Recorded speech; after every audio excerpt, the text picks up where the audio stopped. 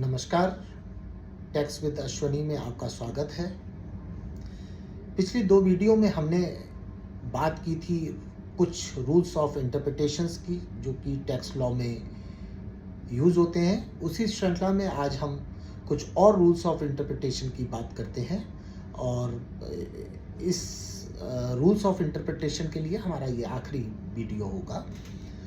आज जो rules of interpretation की हम बात कर रहे हैं वो लैटिन लीगल फ्रेजेस हैं। बोलने में कुछ ज़्यादा टिपिकल महसूस होते हैं, लेकिन उनका जो मतलब है, जो उनका अर्थ है, वो बहुत इम्पोर्टेंट भी है और बहुत सरल भी है। तो सबसे पहले बात करते हैं हम यूज्डम जैंडिस की। यूज्डम जैंडिस का मतलब होता है कि जो जनरल वर्ड होता है वो अपना कलर स्पेसिफिक वर्ड से ड्रॉ करता है। उदाहरण के लिए, जैसे आपसे घर पे बोला जाता है कि आप बाजार जा रहे हैं, बाजार से टमाटर ले आना, बाजार से आलू ले आना, मिर्च ले आना और कुछ ले आना। तो ये जो और कुछ है, ये अपना कलर पीछे आलू, टमाटर, मिर्च इनसे ड्रॉ कर रहा है। आपको कोई सब्जी लेके आनी है। ऐसा नहीं हो सकता कि कुछ और का मतलब ये है कि आप फर्नीचर उठा के ले आए। ये जो रूल ऑफ इंटरप्रिटेशन है, इसके जो पीछे के जो स्पेसिफिक शब्द हैं वो उसके जनरल शब्द को नैरो और ब्रॉड करते रहते हैं।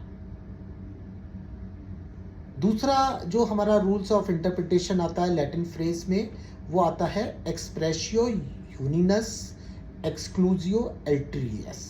इसका मतलब होता है एक्सप्रेस वर्ड जो होते हैं, that means exclusion of excluding words. तो जो हमारे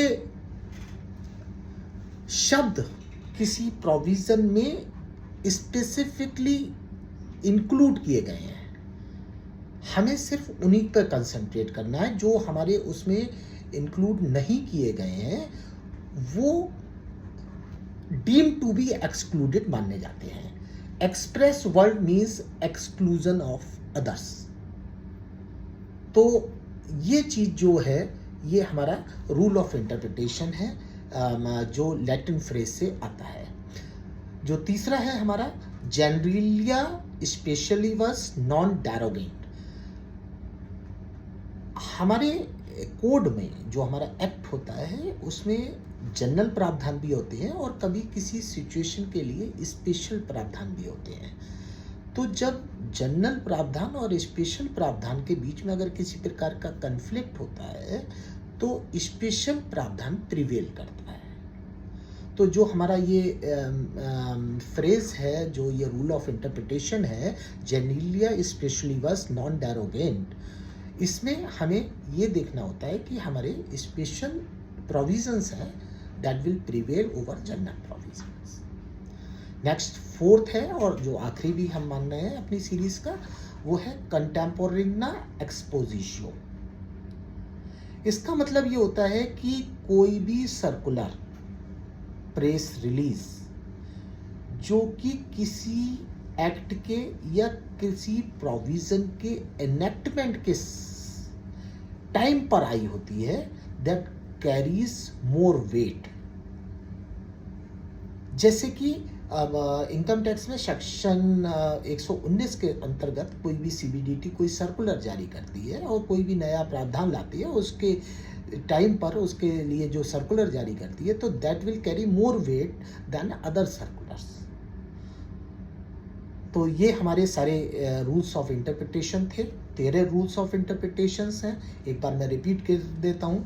literal interpretation, beneficial construction, harmonious construction, golden rule जिसको हिडन रूल भी कहते हैं, गोल्डन रूल जिसको पर्पसिव रूल भी कहते हैं, मिस्चीफ रूल जिसको हम हिडन रूल भी कहते हैं, reading down, exceptional circumstances, ejusdem generis, expressio unius exclusio alterius, generalia specialibus, non derogant, contemporanea expositio और English version will prevail over Hindi version.